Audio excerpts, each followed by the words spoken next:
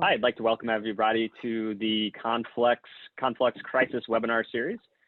So this is our fifth installment of the series of just trying to figure out how to navigate these crazy changing times. You know, one thing that we know is that business will be done differently on the other side of this.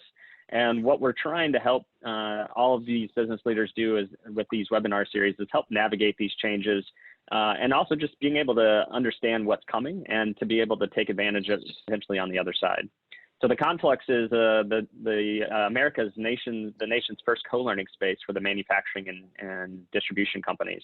And our goal is to bring together the experiences and wisdom of manufacturing and distribution leaders across the world and being able to navigate not just the crazy times of today, but all the changes that are coming over the next couple of years.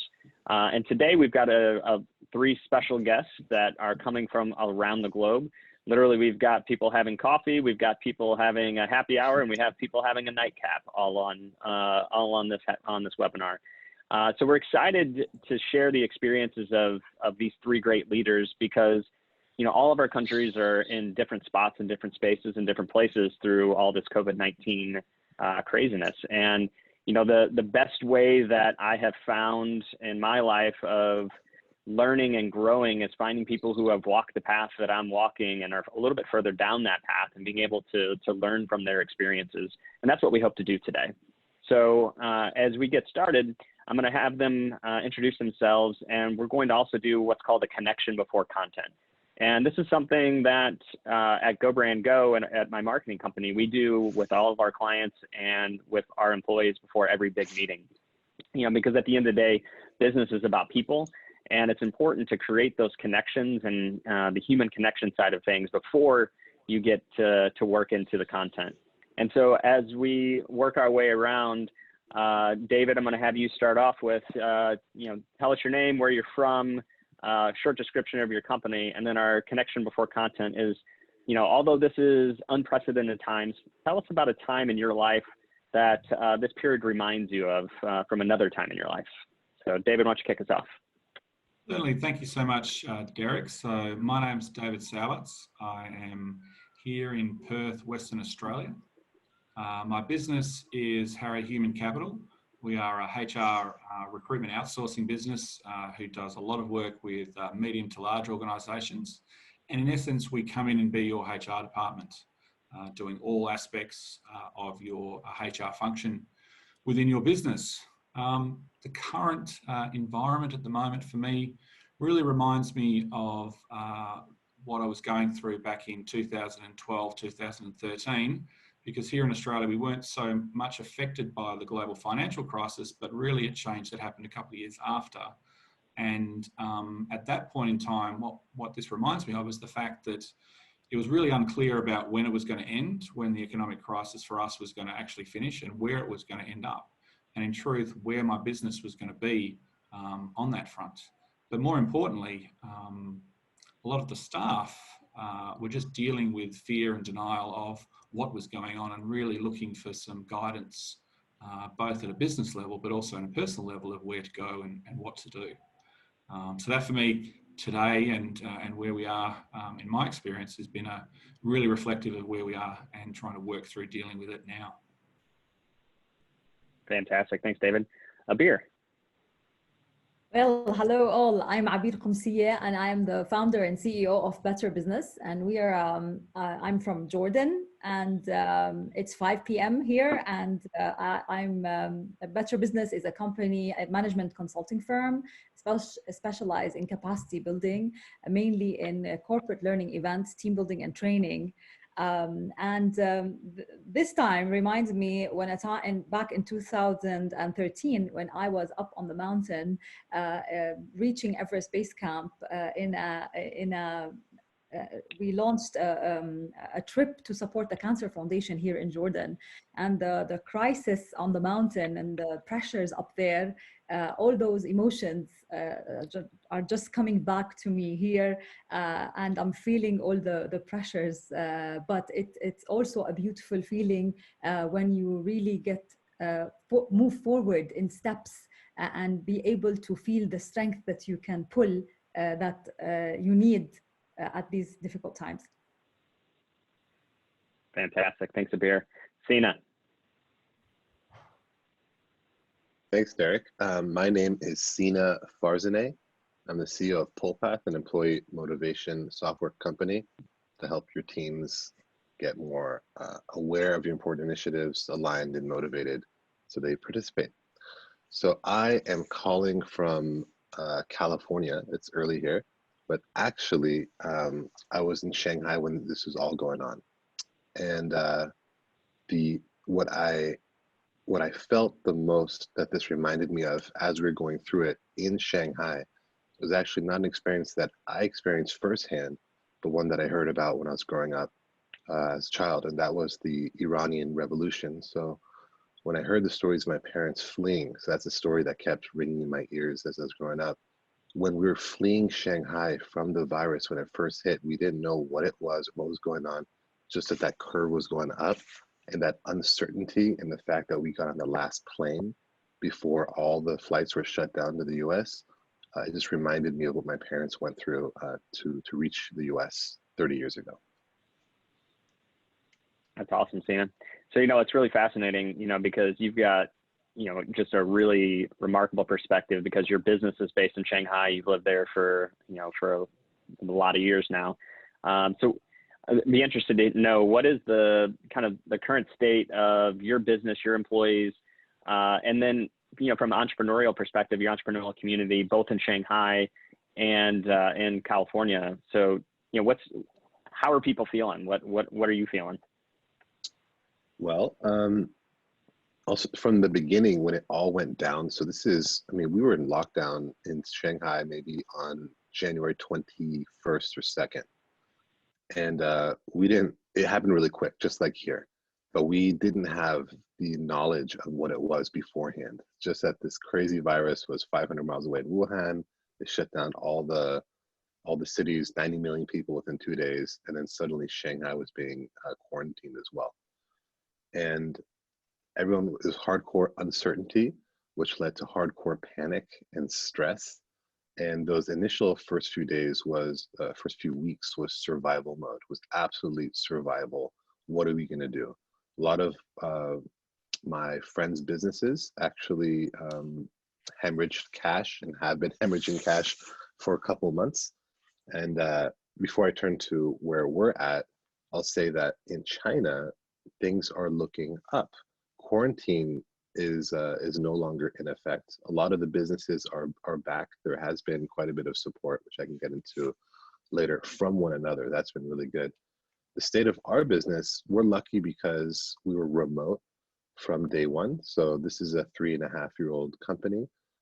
So when I had to leave, when we were quarantined in Shanghai, it didn't really make much of a difference either way. And a lot of our clients, where we're focused on doing employee engagement for them, the initiatives, the topic of our initiatives just changed to how we're going to deal with the COVID crisis. So checking in with employees, listening for who really needs the most help, and then reaching out with initiatives that actually support them. It was it's a unifying time. So it went from survival, what is going on, let me take care of my family, to one of importance and unification of helping one another in the community and in our own companies. How about for you guys? So interesting. So for me, really, what's been happening is that I'd probably describe it more. We're at the sort of not just right at the front, but a few weeks in and probably a month in. And what I've certainly been seeing from a lot of my fellow entrepreneurs, especially, has been exactly that: fear, uncertainty, and panic. Especially for the businesses that have been right on the forefront of being significantly impacted and affected. With our business in the HR space, we're actually nationwide. So for us, we have staff both in our own offices and also client offices. So it's been really challenging to manage not just the response of our staff in our own offices, but actually trying to understand our clients and the responses they're having to the changing crisis as different restrictions have rolled out. Each of the different states within Australia have rolled out different restrictions at different times. Messaging has been really confusing, and it's been counter each other. And so, you know, moving the staff from a remote into a full remote working perspective, on some levels been easy because they've had to do that just to interact back with the head office. But actually getting clients' businesses to change in that manner is really where we've found some of the biggest heartache for us in the transition at the moment. And with that, probably the last couple of lockdown things that are just starting to happen here in Australia is now they've finally decided to send all the kids home rather than being at school, which they've been trying to really keep the kids at school for the last couple of weeks. We're about a week away from school holidays anyway in most of the states. And so now all of the kids are being sent home, and that's now starting to have another impact through the economy, and particularly for my business, as we run with a majority female workforce.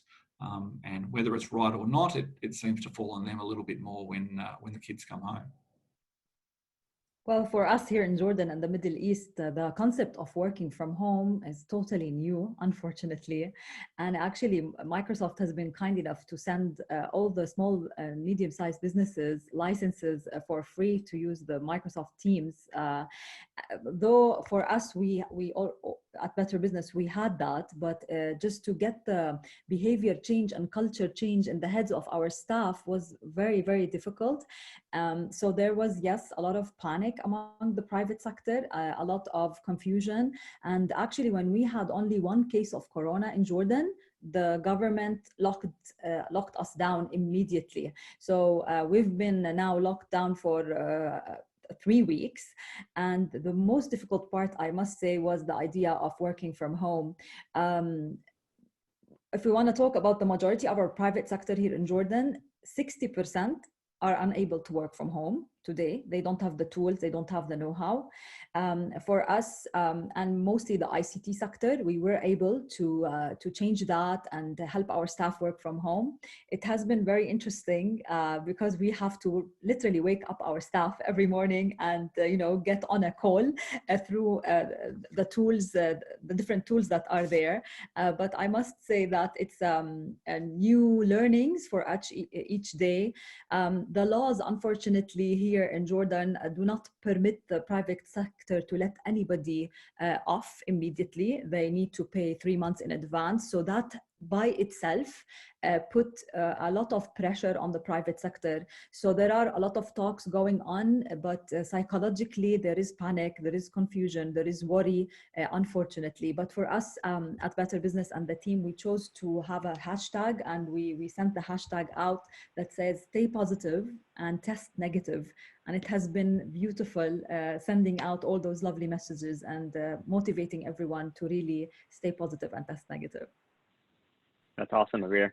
You know, I found, we've all, attended the Entrepreneurs Organization Global Leadership Academy, and Warren Rustand always talks about, with leadership, that's the 3 principles of power of vision, certainty of intent, and the power of values.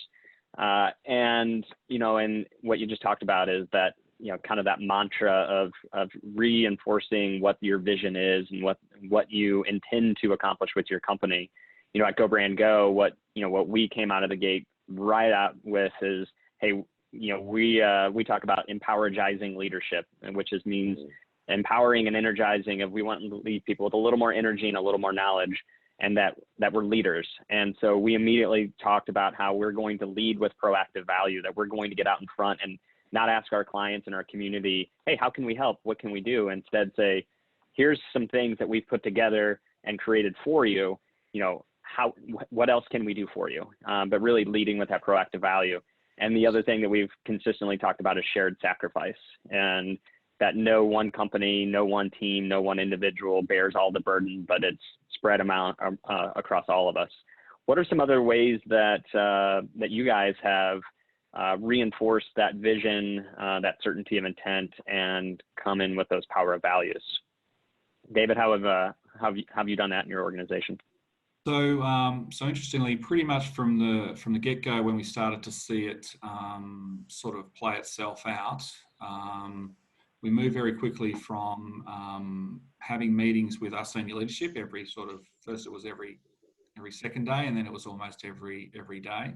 But then quickly we realised to expand that out, in essence, to an all-hands meeting and briefing. And really that's that communication, even if at the end of the day it wasn't really about anything except reinforcing the fact that we're all here together and we're all in this together, and that we're all here to help and support each other, has continued to be a really positive engagement for all of the staff, both as they've generally been involved out and about with clients, but also more importantly as they've transitioned into their working from home environments, where it starts to feel a little bit more lonely because you are just that little bit more disconnected from people, and still trying to stay in touch and engaged. For us, Derek, one of the two important values among the 7 values that we have at our company was one, positivity. And we resemble that with the salt, where, you know, as the food without salt is tasteless. A small dash makes all the difference. And that basically really helped us at this time to be in the forefront of being positive with all the negativity going around, and also transformation, where we resemble that with the butterfly and how it evolves and transforms under really high pressures. And at Better Business, the team, I'm so proud and so amazed how they really transformed, and how they were able to use technology to the advantage of our business and to the advantage of our customers. And we really had to show our customers how we are able to use the technology and pivot and change the product offering. And we initiated a big campaign for speakers that talk about positivity. And now we have over 5,000 people who attended that, and we're still rolling. I think the essence of values that you were talking about are very, very important for the leader and the organization, and how you build your culture and how everyone will sacrifice and give. We've been working around the clock, our team, each member of our team, moms, dads. And I think really that's the real test where your values and what you believe in come handy. Yeah, I want to echo that. It is so critical now to put our values into practice. So a lot of us might have had values and kind of put up on the wall, but now's the time where you actually get to put your money where your mouth is. So in our case, in PullPath's case, one of our values is value first. So let's deliver value first instead of trying to sell something first. And because we were collecting the responses from our clients' employees and also from their consumers, we were able to put those into infographic forms and reports and really inspirational videos, like you said, Derek, without being asked. Now, the interesting thing is one of our clients, we did quite a bit of these without any response from them, from the CEO and CMO.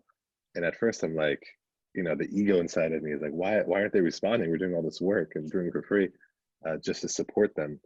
And I realized later that it had been shared internally and that it had really big impact. And we ended up getting another $15,000 an order from another department because they had seen it. So sometimes you don't need to do things just to make money, but by creating value first, money or relationships will come. And the other thing I want to speak to is your the clarity of vision. One of the things that we have as leaders right now is that we have the opportunity to, what is it?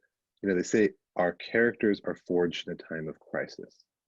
So anything we do now will almost accelerate the change. So it's a very wonderful time that we have right now. And maybe one question we can ask ourselves is, you know, what would my future self thank me for putting with intent into this crisis? What do I want to work on that maybe I'm not so good, or what, you know, I want to sharpen the saw so that my future self can benefit. So I think it works for us as leaders and also as companies. What do we want to do to come out of this even stronger? Yeah, I totally agree. And I think, you know, in times of challenge, unrest, and change, you know, normally I know for me, the biggest hurdle is like, it's always easier to default to inertia and just how things are kind of going along. But then in times of unrest is when the most change can happen, when the cement is wet and things can really evolve quickly, both internally inside of ourselves, but also within our organizations. And typically what I found is in times like this is that there's a small window of time where everything can kind of be reshaped and remolded and formed in the way that, once again, with that certainty of intent, if that opportunity is taken advantage of. And, you know, definitely within our organizations, these are times when all of our weak spots are going to, and soft spots are going to be, come out, and they're going to be seen, because oftentimes as leaders, we have the ability to kind of blanket over things with, you know, with interpersonal dynamics, but now that's all been kind of stripped away, and, you know, all those soft spots in our organization and our leadership come out right away. You know, what are some things, Abir, what are some things that you've noticed about your leadership, your management, or your organization, where you've seen your team being able to evolve and adapt and, you know, become, once again, with that clarity of vision and that certainty of intent? How have you been able to adapt yourself and your organization? Yeah, well, it's very interesting times for us, because we're doing something that we've never done before, and we're using tools that we've never used before.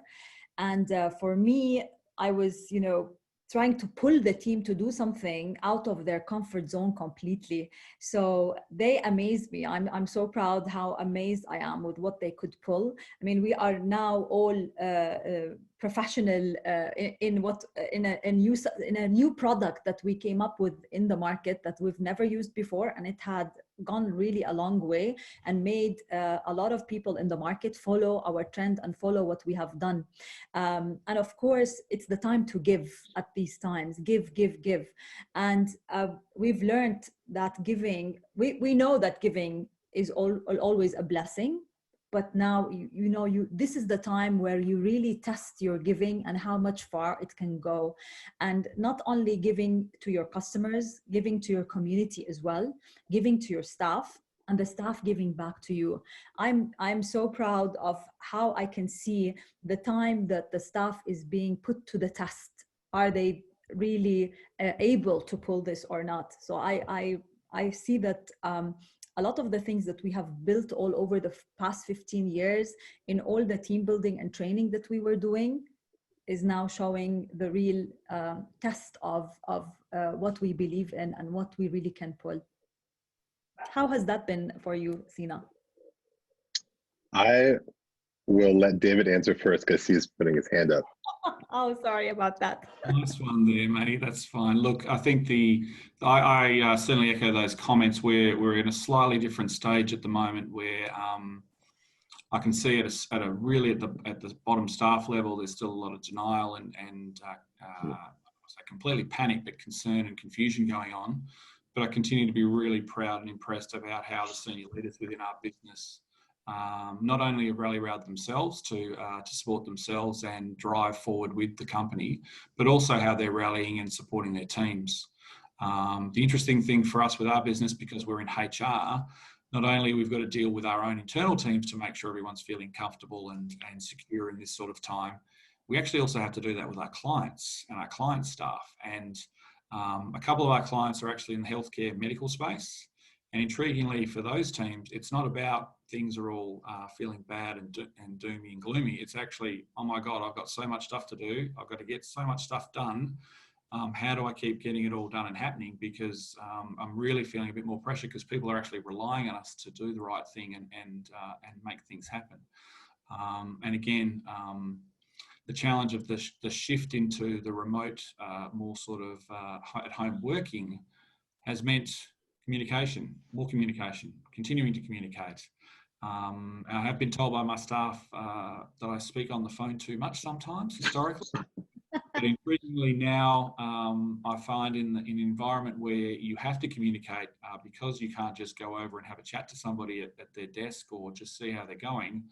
I intriguingly find myself probably more on, maybe not so much the phone or these sort of webinar, these sort of remote sort of tools to make sure we're out there and connecting and talking with staff. And generally, it's not even necessarily telling them to do anything or even asking them how they are.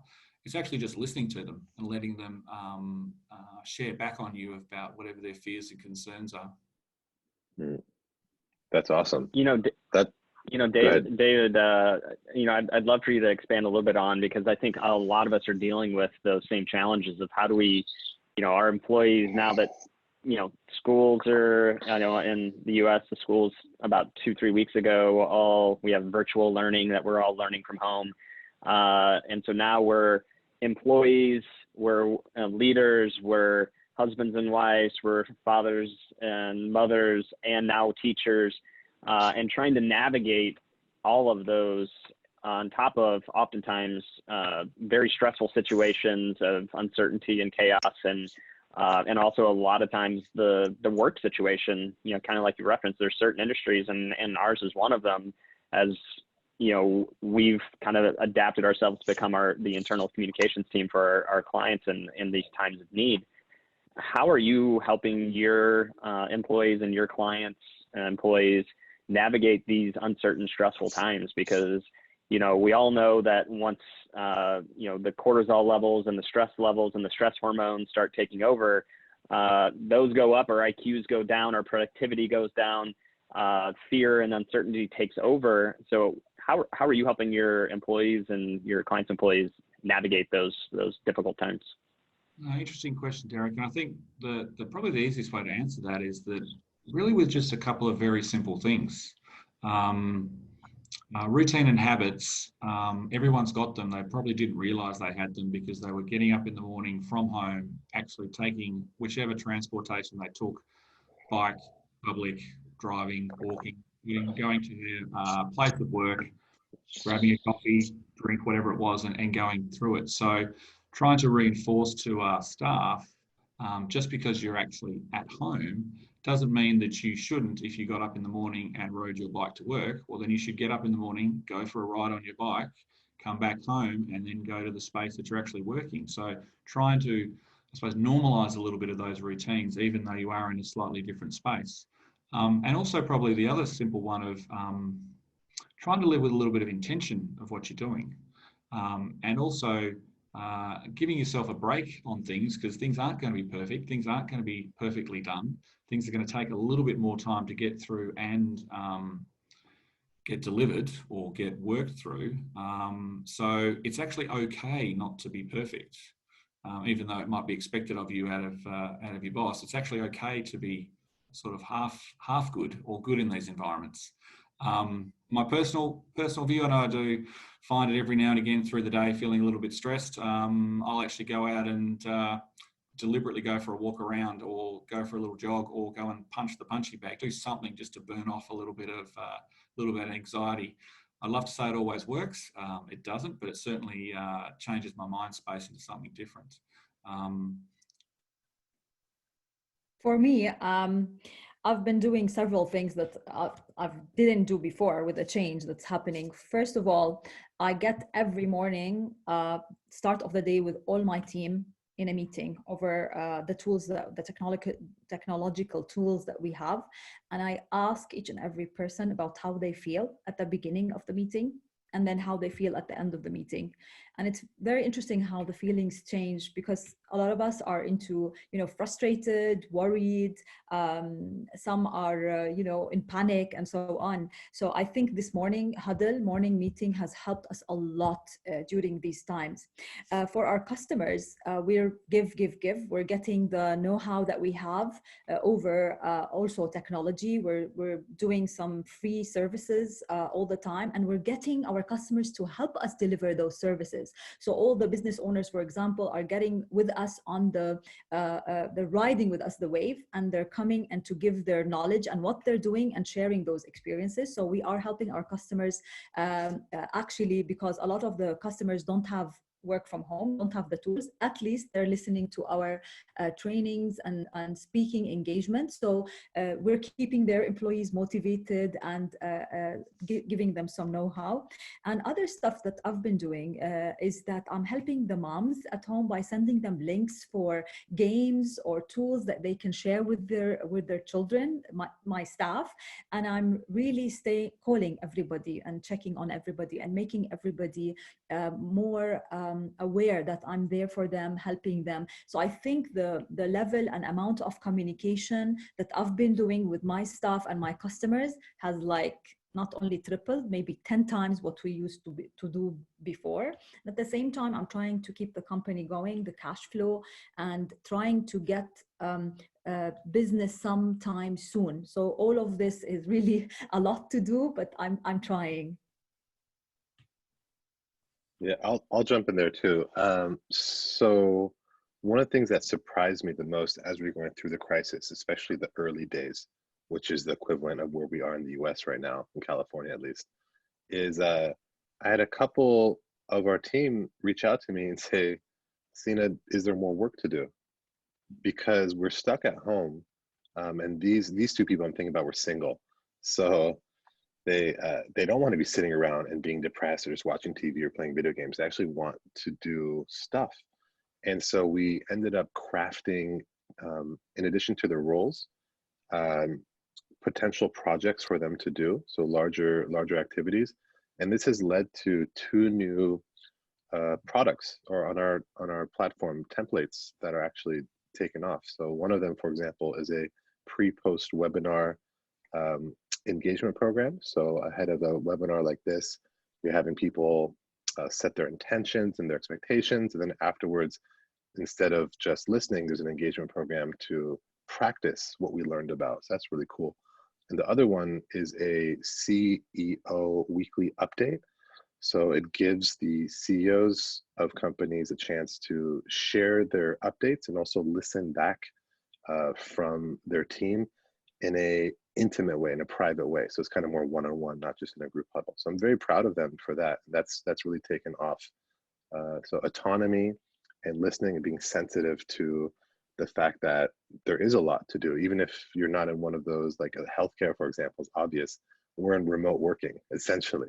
So it's actually, yeah, let them fly with it. If it was all on me, just like Abir said, there's a lot of stuff to do right now. So I really am thankful for the team to pick up some of that slack. That's great. A couple of you guys have mentioned around, the way that your governments reacted and different things that they came down on. It'd be fascinating to hear how each of your governments have stepped in during this time period, how your governmental leaders have, led, and what programs that they're implementing and integrating, and how's it working, and what are your fellow entrepreneurs looking at? How's the economy doing, and how's the government helping or hurting that, and how are entrepreneurs and leaders reacting to that? Well, I'm excited to share here about our government. Though usually and normally the relationship between the private sector and the government is not a good relationship before the pandemic, but I must say we are so proud in Jordan on what the government has done. They have acted in a very timely manner, and we all are really impressed with how they handled this. And because of their leadership and what they have done, now they have the private sector on their side for some reason, more or less. Now the private sector is really having a bad time in terms of cash flow. How will they pay their employees and what are they doing? But at least there's a dialogue today between the government and the private sector. And everybody's really working together. And that's surprisingly not the normal thing. So I must say that the trust level has really risen. And as a lot of probably you have come to that conclusion, definitely we need each other very much. And we are all in this together. So I think the great lesson out of this is that when we work together and we look at the upper interest of everybody else, this is where the real value and the gold, if I want to say, out of this crisis. And the entrepreneurs, even my fellow entrepreneurs and business owners, are all saying how we need to support each other and give to each other. Sina. I'll take it this time. Yes. And I forgot the question. No. So how are we doing? So I'll start with China first. The experience in China has been very, very different than it has been here in the US. I've literally gone through the panic phase twice now. So the first time, the culprit was the local government of Wuhan, And so the central government stood up and came in and saved the day. That's kind of how the narrative played out. And you know, when there's a single government, like out there, single party system, you know, everyone receives the same orders down the line. Every citizen would receive a text message of what to do, what not to do. So I'm actually very happy, except for the initial fumbling, how they came back and got us all to kind of stay indoors. They didn't need police to patrol the streets to put us indoors and to wear masks. We just all did, for that sense of being part of a larger community, doing our part. So that was their initial response. And then in terms of support, they aren't, as of right now, it's not like they're giving away free money, but they are allowing like kind of late payment. They are giving subsidies on things like remote learning. Here in the US, it seems a little bit different because the response was not as united. It was every state for themselves. The federal government, yeah, it just was very different. And also I hear that there feels like there's a lot more money that's going to be shared, whether that's to every citizen, they get their $2,000, or the all the mortgages will be delayed, let's say 3 months, or the SBA allowing for a lot of, and Derek, you can speak more to this. So it feels like there's going to be actually more support for the startups here than in China. But on the China side, there's just also a little bit more unity. Like we're truly all doing it together as opposed to separate islands like here. Derek, how do you feel about it? You know, it's been really fascinating because the U.S. government is known for its bureaucracy and slow moving, but they've actually acted pretty quickly on coming out with different plans and programs and subsidies to keep the economy, I'll say, at least propped up.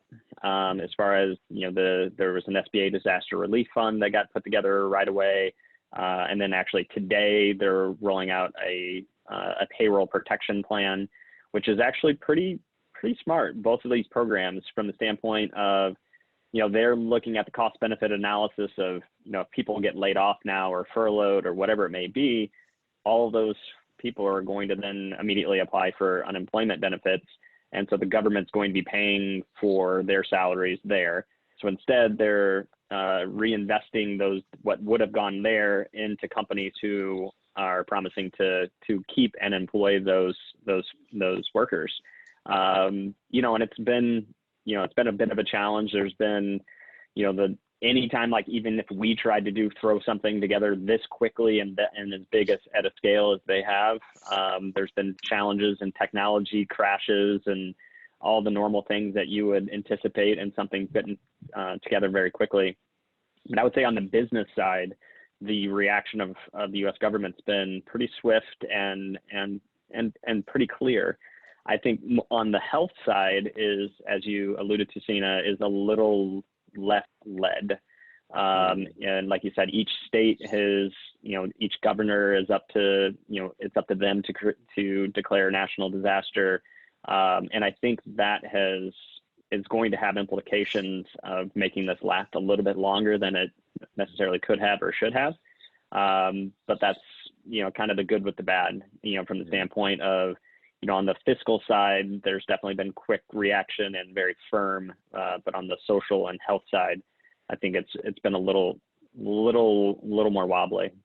Mm-hmm. David, what are you seeing? That's interesting, Derek, because the probably how I'd explain it that's been happening here in Australia is that in our system here at the federal level and at the individual state level, we have a role within our government that's called the Chief Medical Officer. And actually pretty much those individuals within the government structures have pretty much been the ones that have stepped up. And also the government leaders have been looking to them to lead and provide and drive the advice from the medical perspective side of things of how and what sort of social distancing or other restrictions should be appropriately put into place as the virus came into our country and then started to spread. What was been noticeable was that our federal government set up in essence, almost like a wartime national cabinet with each of the leaders from our 6 states. And those discussions happen pretty much every night, I believe, just to talk about all of the factors going on and what's happening to try to make more unified decisions about how to go forward with things. And they certainly have tried very hard to balance the medical protection and safety of the community with also not just shutting the entire economy down and having some lasting impact on that front. There's been more than one commentator talk about the virus itself, whilst will have some medical impacts for people, completely shutting down the economy is going to have a much longer lasting impact on people in a much broader way. So I think my personal comment would be they've been managing that as good as I could expect. I know there's been lots of commentary to go harder and softer, as always there is in a good democracy. There's multiple opinions that fly, but they're not necessarily the people sitting in the chair to make the hard calls with the evidence that's provided to them. I think Australia's also been a little bit lucky with the fact that we've been able to witness what's happened through China and also pay some attention to what's been going on through Europe, who are to some extent a few weeks or months ahead of us in relation to how they're deciding to deal with some of the crises. So the government's been able to look at the plans and the programs being run by those or run out by those countries and look at them and, as they say, give an Australian twist to it. So just recently, the government's announced here in Australia, it's what it's called its third phase of funding support to the business environment. They've looked at waiving payroll tax and giving relief to businesses in relation to the general government taxes. But just the start of this week, they've announced what they call the JobKeeper program, which is similar to what you were talking about earlier on, of trying to recognising the fact that if they don't help to support businesses in their cash flow, all that'll happen is those employees will jump onto the unemployment line. So this program, we have about 8 million people in full-time work here in Australia. This JobKeeper program will in essence almost pay their wages for 6 months of around about probably 6 million of those people, as long as businesses can show how they've been materially impacted by the downturn that's going on. So, you know, significant program that's really going to help, as they try to call it, hibernate business, to almost just stay as you are here. Please, let's get through 6 months and then just pop back up again and carry on as if nothing has happened. So, as always with these programs, it's interesting to see how it's actually going to end up working, but they have been smart at least of recognising they don't want to create a whole new process and bureaucracy to roll these things out, and are really looking at existing taxation systems or welfare systems to try to get this money into the economy as quick as they can. But probably the last comment to make is that, of course, being a country of the size of the US, but only 25 million people, we are spread pretty far and wide. And of course, each of the individual states are having to deal with their own level of issue as well. So the reaction and the response that's happening here in WA, where we're essentially in California, is completely different to the response that's happening in Sydney, which is effectively New York. And I certainly see as time progresses that different parts of the country will come out of it earlier or later than others, just as they manage the medical part of what happens. You know, I'd never heard the hibernation phrase before, but that seems pretty appropriate and kind of similar kind of mentality of it's kind of hunker down and kind of wait it out. You know, a lot of things I'm hearing is a V-shaped recovery and that it's going to be pent-up demand coming on the other side. What are you guys hearing in your countries? You know, as far as, you know, Sina, what are you hearing and seeing in China as far as kind of what is it going to be like on the other side, and especially now that China's starting to kind of edge into the other side? You know, what is that recovery looking like in your countries? So in China, it's back to business. It's back. It's like we've beat the virus. It's back to business. Now, what does that actually mean? It means that 80% of people are back in office. However, we are in a new normal. So it's not like there's actually quite a bit of working from home still. There's quite a bit of weaving in the people. So in some of the companies, not everyone goes to the office on the same day. That was to ease the transition back in. So that's just at a very high level. And I think everyone is quite sensitive that this thing might come back again. So it's not like, hey, we won the war, it's all good. It's actually like, let's stay super vigilant. People are still masked up in the streets for the most part. Bars and restaurants, everything is opening up. Just this past weekend, they closed the cinemas again. And of course, they barred all foreigners from coming in. That's why I'm stuck here in the US and we have to probably give birth out here. So it is a new normal. So I would say for everyone else, as you progress to beating the virus, I suspect that it won't be, one and done, yay, back to normal. It might actually come back a few times. So in China, I foresee a potential loosening of quarantine like there is now, and then clamping back if it comes back. So that's my guess of what's going to happen. For us in Jordan, with the first corona case was 3 weeks ago, and till yesterday, we are still at the 299 number.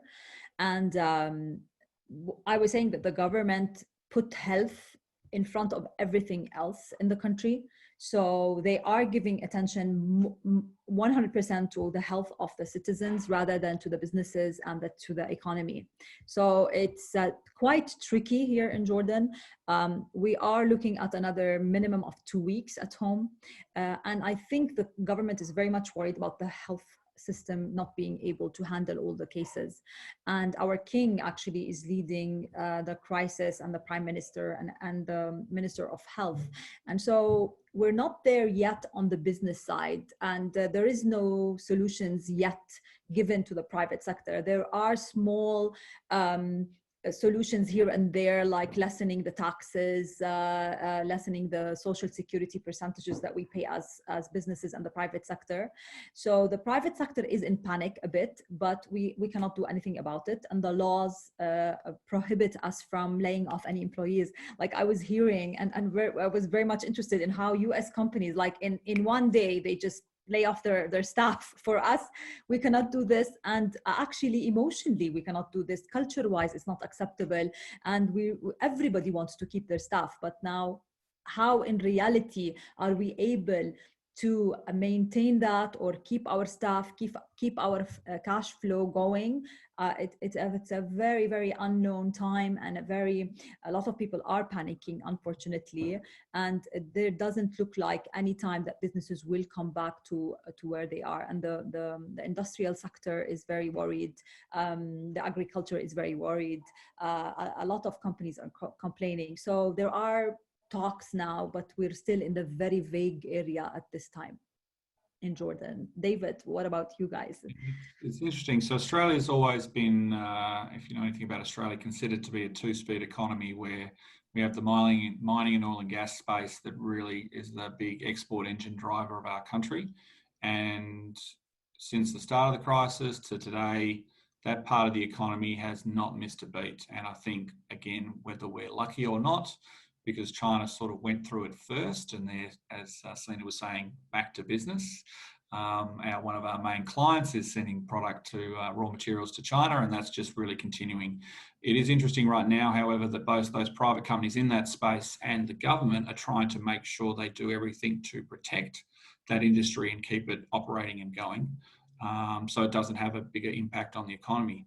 Of course, our retail sector and manufacturing sector has been smashed. No big surprise there, with people not being able to get out and hit stores. And we have had a bit of a random response within our country in relation to companies standing people down. The Australian equivalent of letting them go, in essence. But that's still to be determined about how the legality of that will play. But of course, ironically, in a crisis, that's probably a couple of years down the track, which doesn't help those people that have actually been stood down if it turns out to be a bit inappropriate. Probably the intriguing thing that's always a big talk at the moment around our office is what's happened to all of our sporting clubs. Suddenly, for the last 15 years, all of our big sports have been booming, continuing to find more and more money. And today, and over last week, they've been cancelling all of their entire seasons pretty much for this year. So there's no competition. So not only have the sports players themselves actually got to take a significant pay cut, there's a really interesting question about what support's going to be needed at the back end and what are these leagues going to look like in the new year, and clubs actually survive. So it's intriguing to see for an area of the market that probably nobody thinks of as a business is actually now going through one of its first tough times ever as sort of a financial crisis. And amazingly, it's interesting to see which ones have actually squirreled some money away or have just been spending it like water. So the economy piece on the back end, look, as I said earlier on, the government's trying to hibernate the country so it can magically, when it's back, just drive straight forward.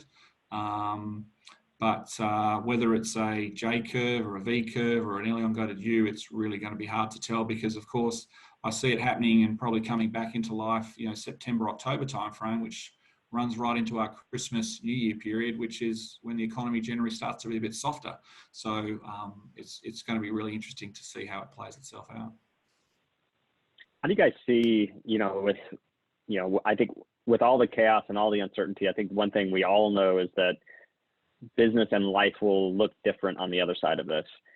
What do you guys see as life on the other side, the new normal, as we often hear it be described, in your country, in your economy, in your company, society? Take it wherever, whatever direction you want. But Abir, what do you think the new normal is going to look like on the other side of this?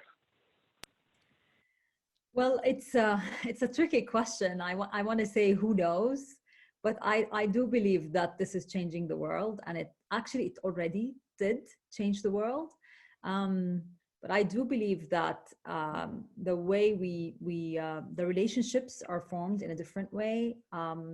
I think the time we are spending with the family inside the house has also, we saw life differently. I'm a better person, I think, today because of the gratefulness that I'm experiencing of the things that we have and the details of our life that we never realized we did before. I was reading this morning an interesting story about a person in his 60s in the hospital at the pandemic and during the pandemic, and they gave him the oxygen and they said that it costs this amount of money. And then he put it and he started to cry, and they said, "Why are you crying?" And he said, they said, "Are you crying because of the amount of money you're going to pay?" He said, "No, I'm crying because the past 70 years or 65 years, I've been taking oxygen without paying a penny." So to that amount that we are definitely, I hope we are better people and taking care of our planet moving forward.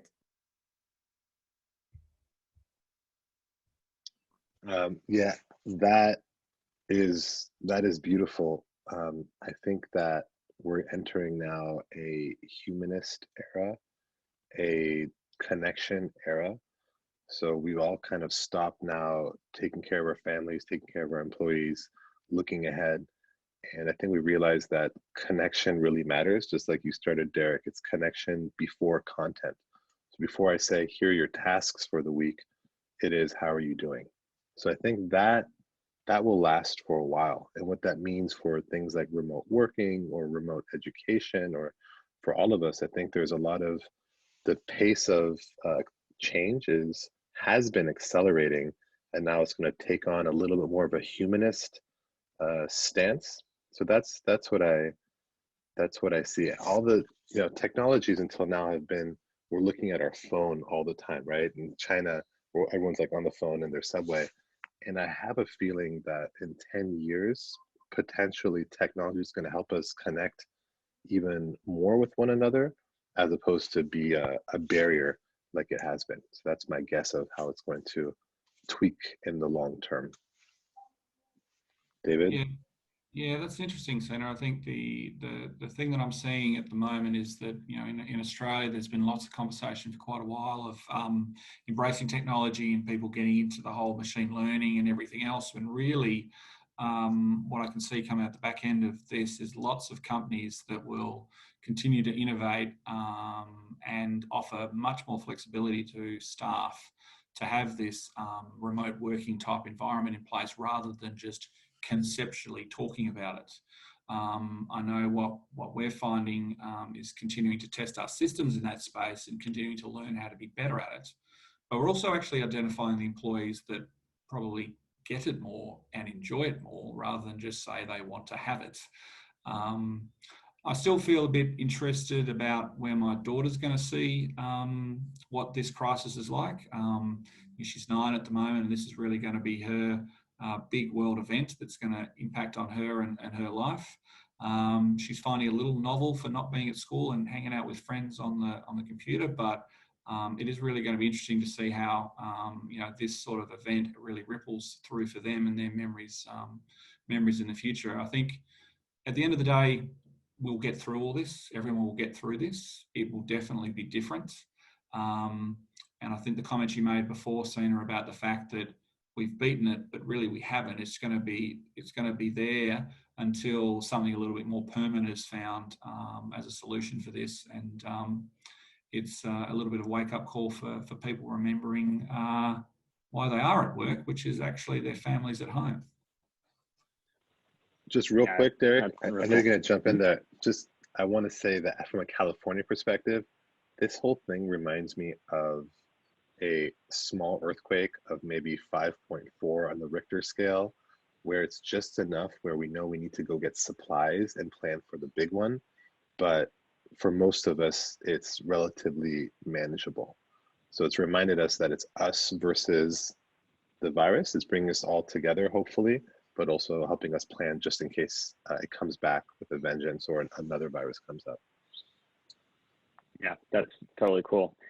And as we're kind of wrapping up, if you've got any questions that you want these 3 awesome leaders from all different countries to answer, feel free to put it in the Q&A and we'll get those addressed. But, Sina, I've completely and totally seen, the same thing of this kind of, I think human nature, and you talk about the humanistic side of things, we're a tribal people, and there's always an us versus them. And oftentimes in the absence of a common enemy, we kind of turn on each other. And what I found fascinating is how this has kind of united not just each state or each country, but us as global citizens. And it's kind of united us all of saying, hey, we're all in this together. We're all trying to accomplish this. We're all trying to do the same thing. And it's been fascinating. I'm not super, super active on social media, but just kind of monitoring and watching the tone and temperature, because most of the time seeing what's on there just like frustrates me. And I'm just like, why are people thinking this way?